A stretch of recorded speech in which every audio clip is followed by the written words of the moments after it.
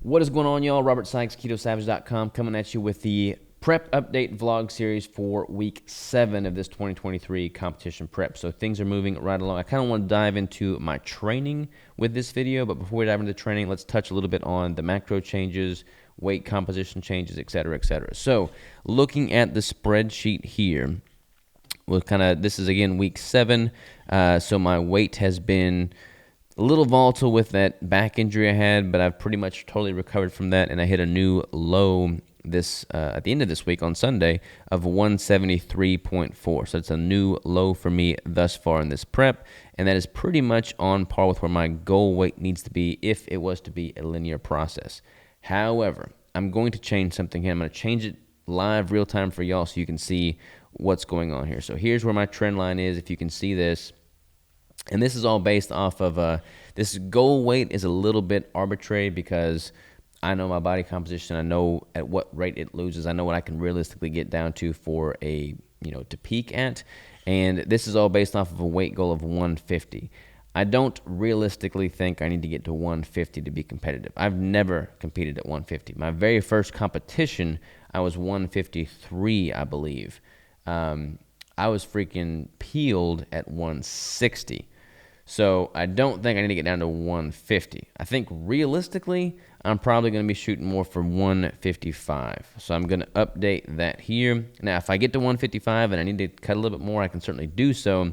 But I think from a realistic standpoint, 155 is more reasonable. So I've got that updated, which as you can see with this trend line, makes me a little bit more on par with that trend goal there. And then again, looking at this weight, now I'm technically ahead of schedule on that weight.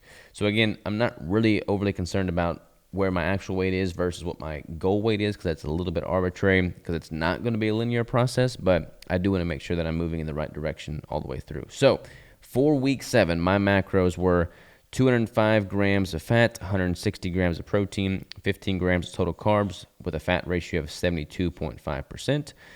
So looking at my macros, this is how I broke that down.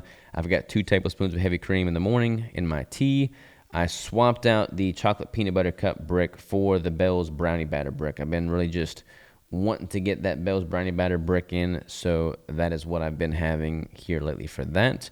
As far as my main meal, in the evening, I've got 4 whole eggs, 2 tablespoons of olive oil, 15 ounces of ground venison, and then I got 3 tablespoons of butter that I just cut into, slices and then just throw that in there afterwards to provide some flavor and some additional fat. And then I've been doing 2 to 4 tablespoons of kimchi, so that's increased my total carbs slightly. There's 4 carbs, apparently 1 per tablespoon of the kimchi. So my total carbs are a little bit higher at about 18 as opposed to the 15. But again, sometimes I only do 2 tablespoons of the kimchi. So I'll either do 4 tablespoons of kimchi or like 2 tablespoons of kimchi and a pickle or something like that, just to kind of see if I benefit at all from some of those, fermented foods. Haven't really been able to tell a difference thus far. But that's pretty much what my macros are. So that puts my total caloric intake at about 2,545. So I'm getting quite lean at a relatively high caloric intake still. So I feel really good about how my body's progressing and how gradual I've had to drop my calories. Because, a lot of people start a prep and they'll just automatically hack off 1,000 calories, which I most certainly have not had to do. So that's what I'm looking like from a macro standpoint. From a cardio standpoint, I did bump it up a little bit.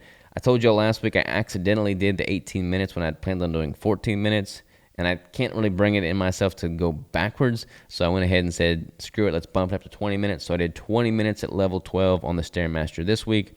That felt great. I just kind of locked in, put my head down, and got to work on the Stairmaster, so all is well there.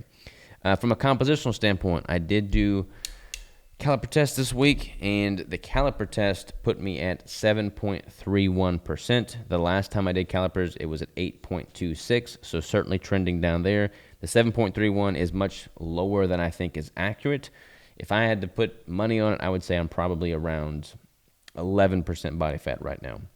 So the calipers are a little bit lower than I think are accurate, but the fact that it's trending down is what I'm most focused on.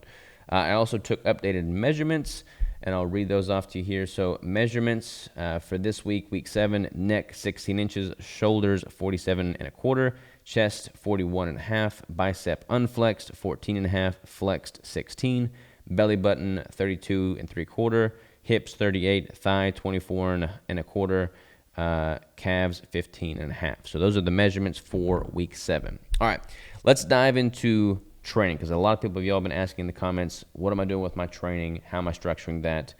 So I will show you exactly how I'm going to do that. I built a spreadsheet out that I shared publicly a while back. I've been doing a full body split still. I was doing a full body split for about 6 months prior to the competition prep. At my last prep, I did my 8-day rotational split. So I constructed a heavy hypertrophy split in which each muscle group got trained twice a week or twice during that 8-day period, one of which with a focus on hypertrophy, one of which with a focus on going heavy from a strength-based standpoint. I liked that split a lot. Like I got nothing but good things to say about it, but I wanted to experiment with a full body split. And like I said, I've been doing that for about 6 months prior to going into this prep. And I have thus far continued that full body rotation in the split or in the prep, and I've honestly really enjoyed it. It's been great for me to have just a lot more flexibility. If I'm traveling, I can move things around, and it's not like I'm missing. Like in the past, if I had to travel and I was gone on Friday and Friday was back day, I'm missing back day. So I've got a glaring hole in my workout.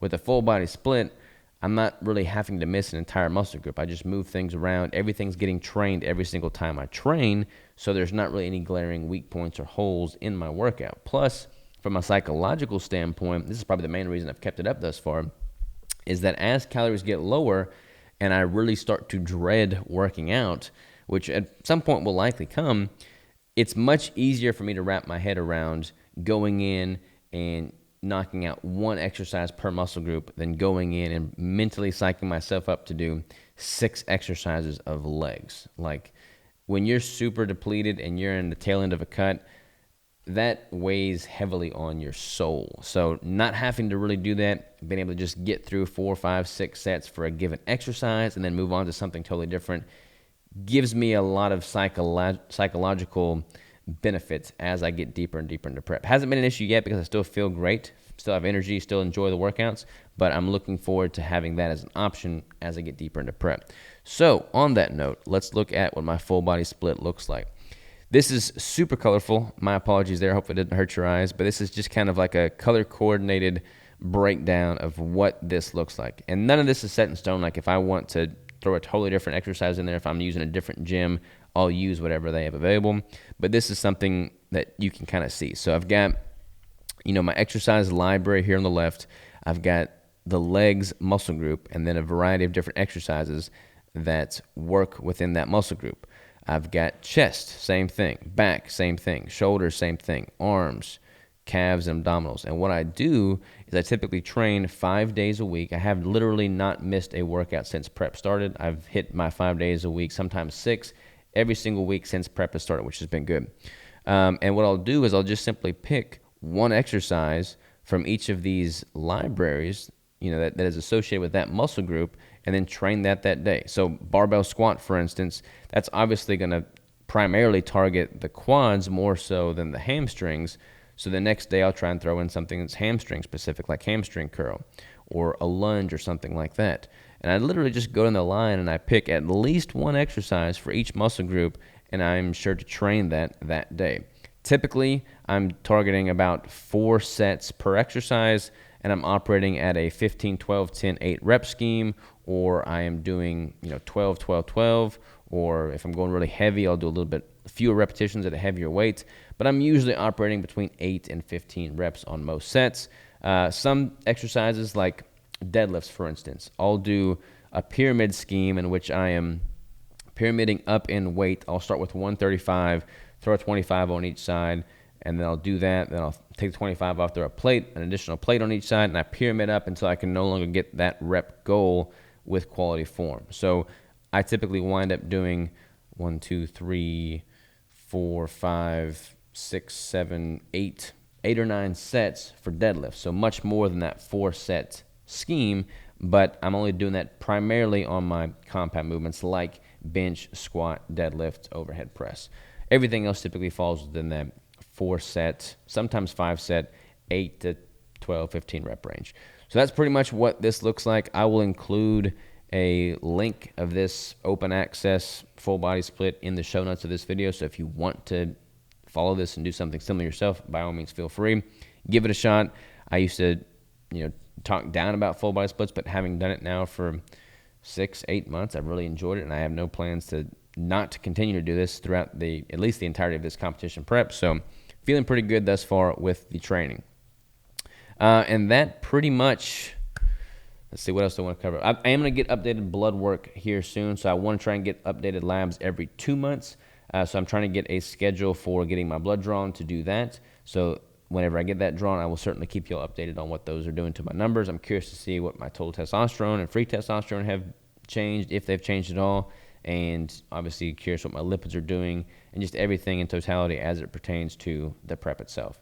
I am not seeing a significant dip in ketones yet, so my protein threshold has not been reached. There's a lot of other factors besides just ketone measurements, but glucose has been relatively low. Ketones have still been pretty solid. I haven't had any of the sensations of reaching my protein threshold yet, so I'm going to keep going on in phase 2, keep increasing protein week to week, dropping fat gradually. As far as cardio goes, I will continue to increase that and, just see how things are changing there. But everything has been humming along nicely thus far. So I've got nothing but good things to say here. So thank you for tuning in to week 7 of this prep vlog series, and I will see you next week for week 8.